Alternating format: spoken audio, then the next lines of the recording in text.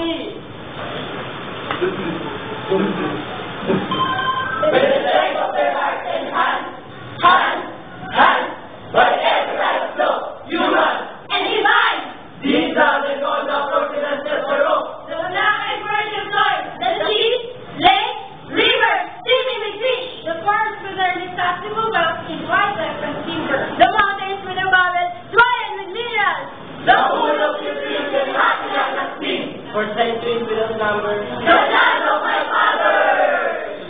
These lands I received in trust from them, and in trust will pass it to my children, and so on, until the world no more.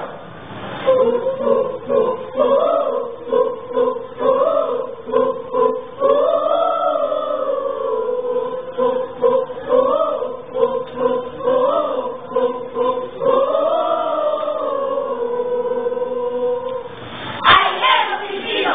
In my blood, runs the immortal seeds of heroes. In my blood, the seed that powered down the centuries in deep, of courage and defiance.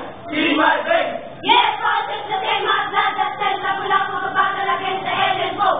In my veins, that drove Jecutila and Drago into rebellion against the foreign oppressor. The seed is immortal. It is a self-same seed that summoned in the heart of Rizal, that morning in Bagong Bayan, when the body of Shas put an end to all the mortal dreams and made his spirit deathless forever.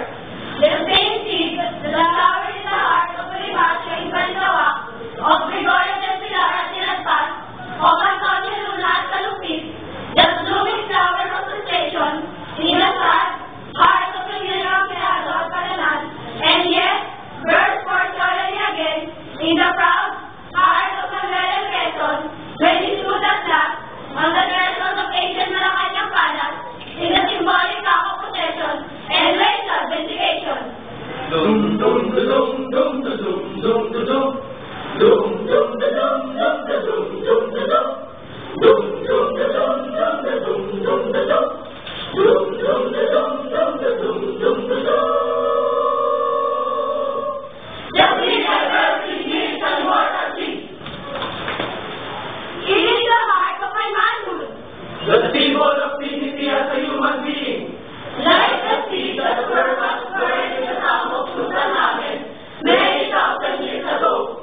It has grown and now is barefoot again. It is a seed of courage and my generation. That the seed to the united church of my people for freedom and happiness. I am a Filipino.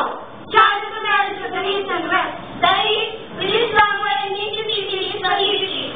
Endurance of my mother and my star was the West. That came thundering across the sea with a bronze sword in the machine. I am the East.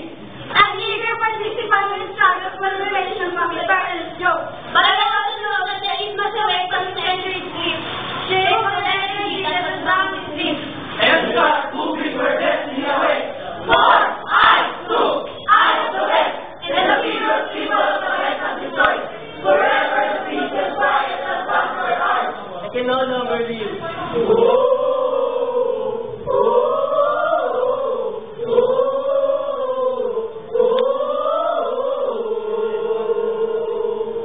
These are parts of those words out that go to the roar of bombing Katusha. For no man in a nation is an island. But the heart of the greater is no longer in the East and West. Only individuals and nations making those momentous choices. But the religious upon which we to your soul. But the power of the progress in the fire of the world. I stand, a fallen figure in the eyes of some, But not one defeated and lost. for through the thick, interlacing branches of habit and custom above me, I have seen the light of the sun, and I know that is good. I have seen the light of justice, equality, and freedom, and my heart has been lifted by the vision of democracy.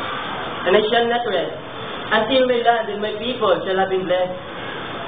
By bringing beyond the power of any man or nation to the work or his Lord. I